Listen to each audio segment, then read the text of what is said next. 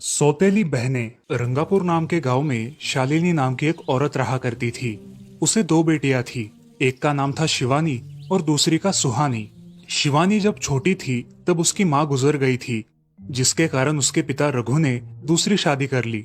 मगर उनका भी कुछ सालों में बीमारी की वजह से देहांत हो गया और इसी वजह से शिवानी के मन में उसकी माँ और बहन के प्रति प्रेम उत्पन्न नहीं हो पाया।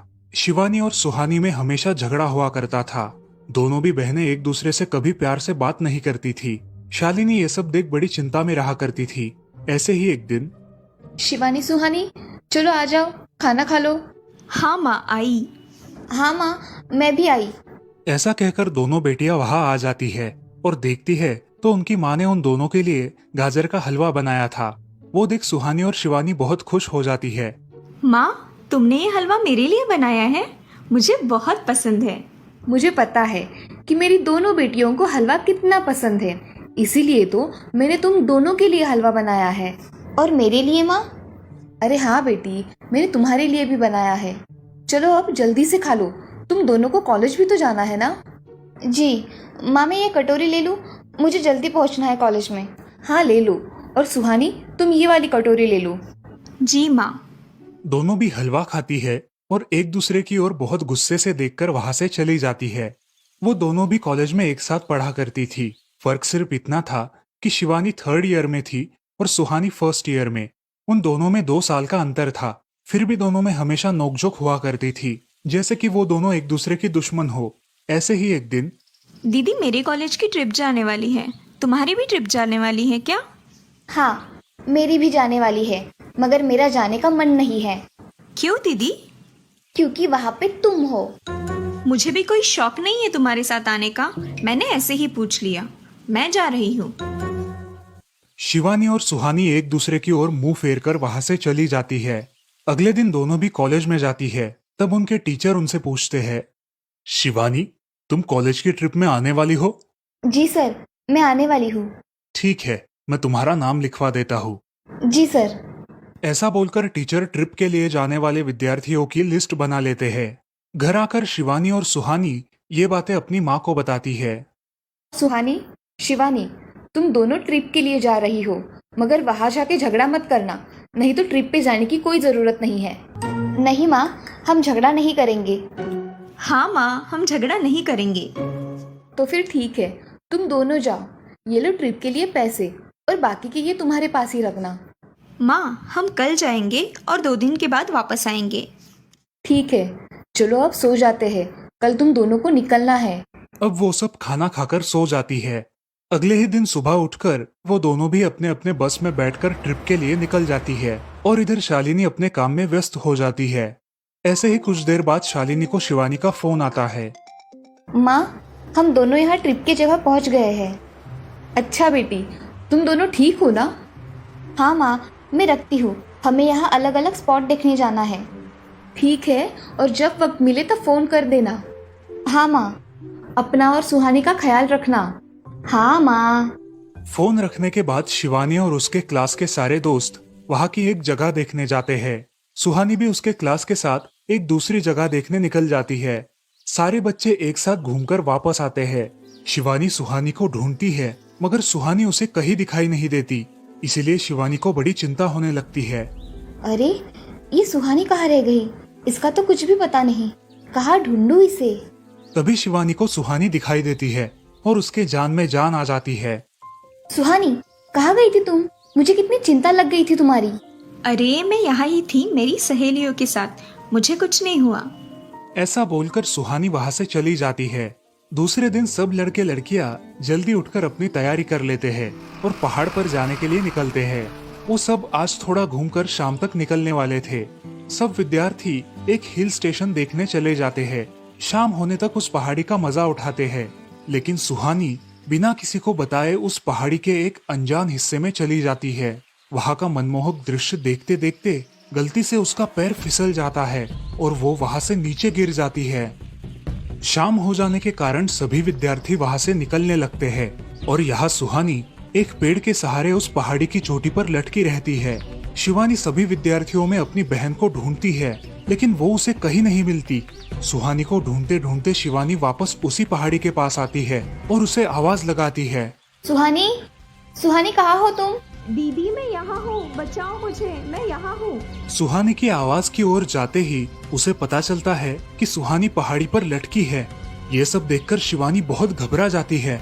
शिवानी अपनी पूरी ताकत लगाकर उसे ऊपर खींच लेती है। तुम यहाँ क्यों आई थी? अगर तुम्हें कुछ हो जाता तो मैं क्या करती? माँ को क्या जवाब देती? दीदी मेरा पैर फिसल कर मैं वहाँ गिर गई। मैंने बहुत आवाज दी मगर मेरी आवाज किसी ने नहीं सुनी। तुम ढूंढती हुई आई और मुझे बचा लिया। तुम दुनिया की बेस्ट दीदी हो।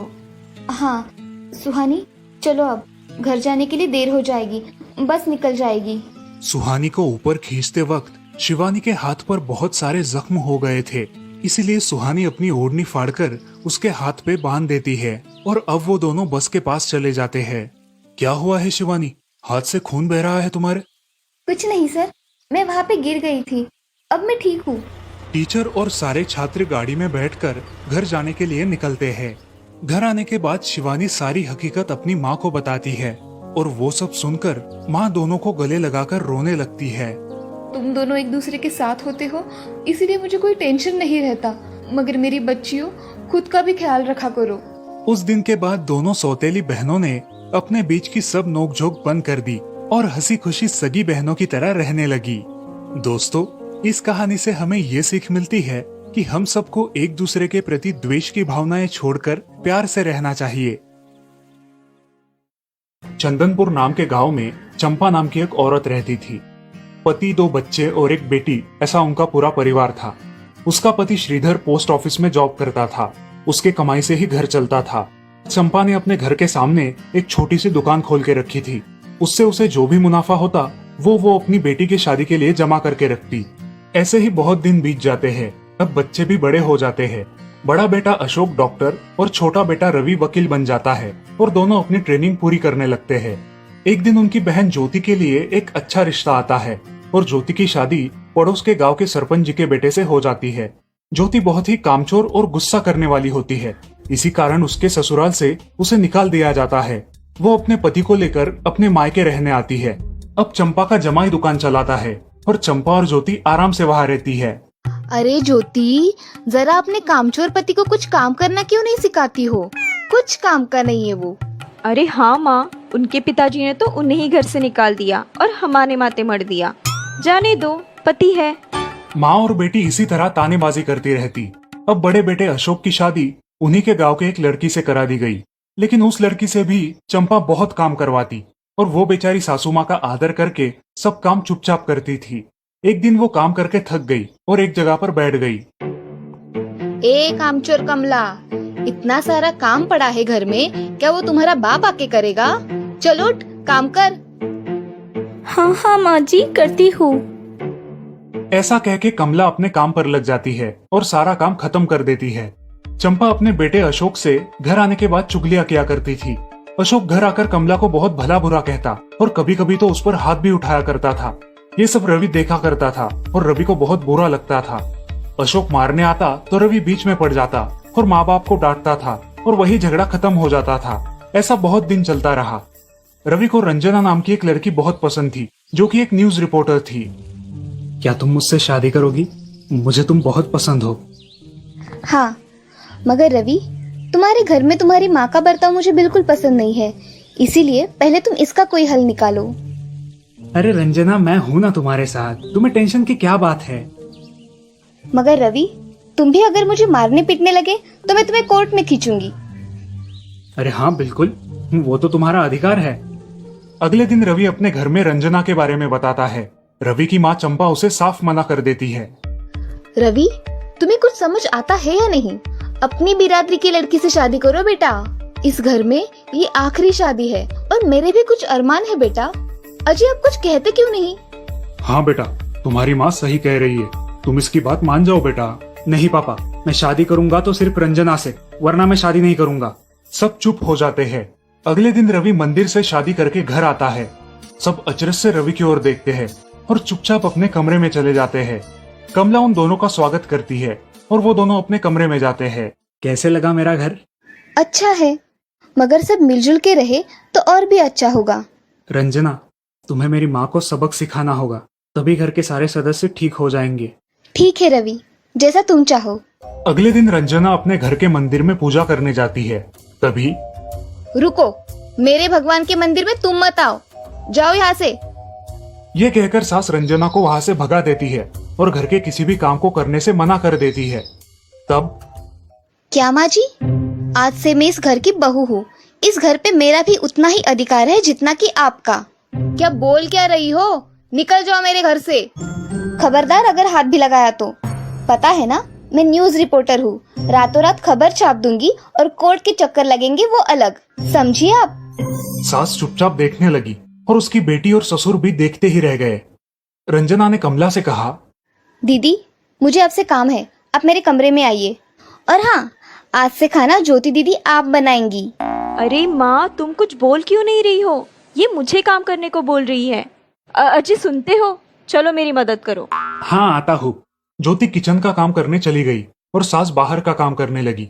रंजना कमला को लेकर अपने कमरे में गई और उससे कहा, कमला दीदी, आप कुछ कहते क्यों नहीं? आप चुपचाप सह लेती हो, उसका ये नतीजा है। अब देखो दीदी कैसे काम कर रही है। आप कुछ काम करती थी क्या शादी के पहले? नहीं रंजना, मगर अब घर से ही अपना खुद का कुछ व्यवसाय शुरू करने का सोच रही हूँ। बहुत अच्छे दीदी, अब आप किसी से मत डरिए, हम हैं आपके साथ। सच में किसी के साथ होने का कितना महत्व होता है। अब उसकी सासू माँ ही घर के सारे काम करने लगी थी और ज्योति को काम करवाने की वजह से ज्योति भी अपने ससुराल जाने की सोच रही थी। अजी, यहाँ तो काम वाली से भी ज्यादा बुरी हालत हमारी हो गई है। चलो हम हमारे घर चलते हैं, सब है हमारे यहाँ। अरे रे, आप कहाँ चली? अभी भी काम बाकी है। ज्योति का पति रंजना से धन्यवाद कहता है और ज्योति को लेकर अपने घर चला जाता है। अब सासू माँ एक दिन पूरा काम करके इतना थक जाती है कि उसके बदन में बहुत दर्द होने लगता है। तब दोनों बहू सास के पास चली आती है और एक बहू सास के पैर दबाती है तो दूसरी बहू सर दबाती है। सासू माँ उठकर रोने लगती है। मुझे माफ कर दो मेरी बेटियों, अब से कभी ये गलती नहीं होगी। सास को उसके किए पर पछतावा होता है और ये देखकर घर के सभी सदस्य बहुत खुश हो जाते हैं। रवि और रंजना भी बहुत खुश होते हैं। वाह बहू, जो आज तक नहीं हुआ वो तुमने करके दिखाया। बहू हो तो ऐसी। रंजना अपने बर्ताव के बदले माफी मांगती है और अब सब लोग खुशी खुशी रहने लगते हैं। तो दोस्तों, इस कहानी से हमें ये सीख मिलती है कि हम सब मिलके परिवार बनता है और हम सब परिवार का महत्वपूर्ण अंग होते हैं। परिवार के काम मिल बांट कर करना ये हमारी वैयक्तिक जिम्मेदारी है।